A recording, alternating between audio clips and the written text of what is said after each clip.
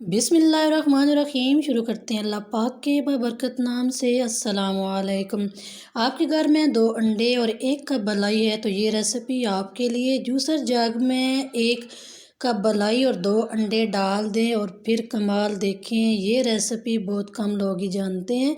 तो चलते हैं जल्दी से रेसिपी को स्टार्ट करते हैं। सबसे पहले लेंगे हम एक जूसर जग और इसमें डाल देंगे 1 कप मलाई और साथ में डालेंगे हम 2 अंडे रूम टेम्परेचर के। मलाई भी आपने रूम टेम्परेचर ही लेनी है और इसको हम अभी 1 मिनट तक बीट करेंगे। साथ ही साथ हम इसमें और भी इंग्रेडिएंट ऐड करते जाएंगे। इसमें अभी हम शामिल करेंगे 1/2 कप शुगर पाउडर। मोटी वाली चीनी का इस्तेमाल नहीं करना।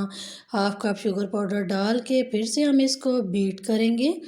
साथ साथ हम बीट करते जाएंगे, साथ साथ हम इसमें इंग्रेडिएंट्स भी ऐड करते जाएंगे।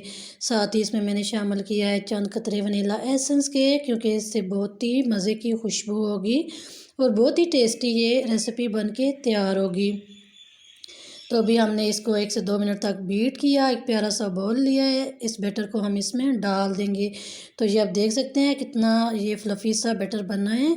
अभी हम इसके ऊपर रखेंगे एक स्ट्रेनर और इसमें डालेंगे हम ड्राई इंग्रेडिएंट्स। तो अभी हमने इसमें शामिल किया है 1 कप मैदा और साथ ही हम इसमें शामिल करेंगे 1/2 table spoon baking powder, 1/2 teaspoon baking soda. इसको मिक्स करेंगे, साथ ही हम इसको स्टेन कर लेंगे।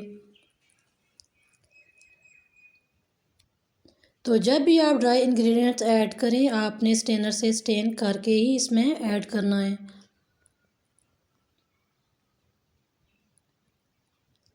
तो अभी हम इसको हैंड विस्कर से बीट करेंगे। तो 1 मिनट तक हम इसको हैंड बीटर से बीट करेंगे। एक फ्लफ़ी सा स्मूथ सा बैटर बना के तैयार करेंगे। तो अभी हमने हैंड बीटर से इसको बीट कर लिया है, इसकी सारी गुठलियाँ वगैरह ख़त्म हो गई हैं। तो अभी हम लेंगे जहाँ पे बेकिंग मोल्ड और मैंने जहाँ पे हीट प्रूफ बेकिंग मोल्ड लिया है और इसको मैंने ऑयल से ग्रीस करके बटर पेपर लगा दिया है। आप इसमें कोई सा भी बेकिंग मोल्ड ले सकते हैं। अभी हम इस बैटर को इस मोल्ड में डालेंगे।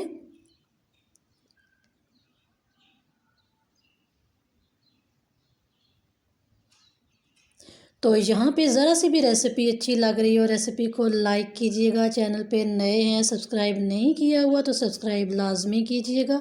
ज़्यादा से ज़्यादा इस रेसिपी को शेयर कीजिएगा। अभी हम यहाँ पे लेंगे एक पतीला और इसमें मैं ये स्टैंड रखूँगी और ये जो बेकिंग मोल्ड है ये हम इसमें सेट करेंगे। कोशिश करें कि इसके किनारे पतीले के साथ ना लगे और इसको हम बेक करेंगे तकरीबन 40 to 45 मिनट तक। तो यहाँ पे मैं आपको इसकी फ़्लेम भी चेक करवा देती हूँ कि मैंने कितनी फ़्लेम पे इसको बेक करना है। तो ये आप देख सकते हैं जितना हम चावलों को दम देते हैं बिल्कुल लो फ्लेम पे इसको बेक करेंगे। आफ्टर 45 मिनट के बाद जो केक है अच्छी तरह से बेक हो चुका है। अभी हम इसको प्लेट में शिफ्ट करेंगे और साथ ही हम इसके ऊपर से बटर पेपर हटा लेंगे और अभी ये गर्म भी है। तो ये आप देख सकते हैं कितना फूला फूला सा बना है। तो अभी मैं इसकी कटिंग भी करूँगी। कटिंग से ही आपको अंदाज़ा हो गया होगा कि कितना ये सॉफ्ट केक बन के तैयार हुआ है।